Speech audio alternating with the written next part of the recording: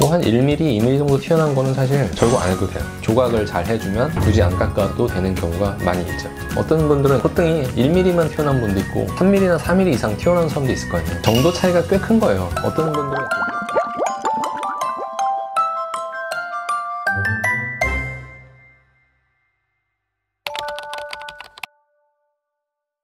그 절골의 의미를 사람들이 진짜 좀 절골이다 라고 표현하는 거는 매부리를 포함한 콧등과 측면까지 한 거를 이제 절골로 많이 생각을 하는 거죠. 근데 이제 콧대를 높이고 싶은 분들은 보형물을 이렇게 써서 매부리 해결하기도 하니까 그런 경우는 이제 보통 절골했다라고는 표현을 안 하는 경우가 많죠. 실리콘이나 이런 보형물을 만약에 써서 매부리가 있는데도 높일 계획을 갖고 있으면 뭐 한 1mm, 2mm 정도 튀어나온 거는 사실 절골 안 해도 돼요. 보형물의 아래쪽 면을 그 굴곡에 맞춰서 조각을 잘 해주면 굳이 안 깎아도 되는 경우가 많이 있죠. 정도 차이가 꽤 큰 거예요. 어떤 분들은 이렇게 위아래에 비해서 콧등이 1mm만 튀어나온 분도 있고 3mm나 4mm 이상 튀어나온 사람도 있을 거 아니에요. 그러니까 많이 튀어나올수록 절골이 이제 필요해지는 거고, 많이 튀어나오지 않으면 절골이 안 필요할 수도 있고, 이렇게 보면 옆에서 보면 이제 여기가 좀 꺼져 있고 여기가 튀어나와 있잖아요. 그럼 매부리가 있으니까 여기를 좀 다듬고 뭐 콧끝을 좀 높여야겠다. 근데 콧끝 높이는 거는 대부분 보형물 안 쓰는 거니까 어차피 연골만 쓰면 되는 거고, 요거를 깎을 때 반드시 여기 측면을 절골해야 되냐는 좀 별개의 문제인 거죠. 만약에 뼈도 좀 넓어요. 시각적으로는 정면에서 봤을 때 좀 갸름해지기도 원하고, 그런 경우면 이제 측면 절골을 동반해서 매부리를 깎는 거고, 이미 뼈가 매부리는 있지만 안 넓어요. 그러면 측면 절골을 잘못하면 너무 좁아지잖아요. 그럼 그런 경우는 측면 절골 안 해야 되는 케이스니까 매부리 다듬고 실리콘을 안 쓴 사례인 거죠.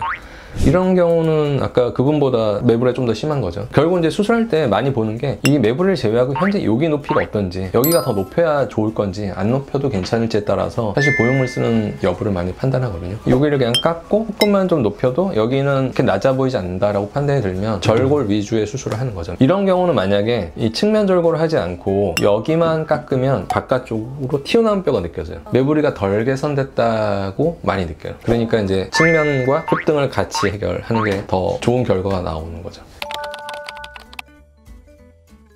사실 이제 비수술적인 거로 해결하기 원하는 분들이 필러 같은 거 많이 하죠. 부담 없이 할 수 있고 뭐 이러니까 하는데 항상 만족스러운 결과가 나오는 게 아니라 너무 넓어 보이기도 하고, 또 시간 지나면 효과가 또 감소되면 반복 시술을 해야 되잖아요. 그런 데서 오는 또 불만족도 많으니까 제가 봤을 때는 시술을 할 생각이 있더라도 수술도 하는 병원에 가서 물어보는 게 더 정확할 것 같아요. 그래야 수술이 효과적일지 뭐 시술이 효과적일지를 딱 구분해서 잘 얘기해 주지 않을까. 처음에 수술 방향을 잡을 때 매부리가 있는데 나는 좀 간단하게 시술로 좋아질 수 있는 경우인지 아니면 확실하게 수술해야 되는 경우인지를 처음에 판단을 잘 하는 게 중요하겠고, 수술이 필요하다면 콧등만 깎아도 되는지 측면 절골까지 반드시 같이 해야 되는 경우인지 이런 거를 이제 구분하는 게 또 중요하고, 절골만 하고 수술이 진행돼도 괜찮은지 아니면 좀 높여줘야 되는지 판단을 같이 하는 게 좋죠.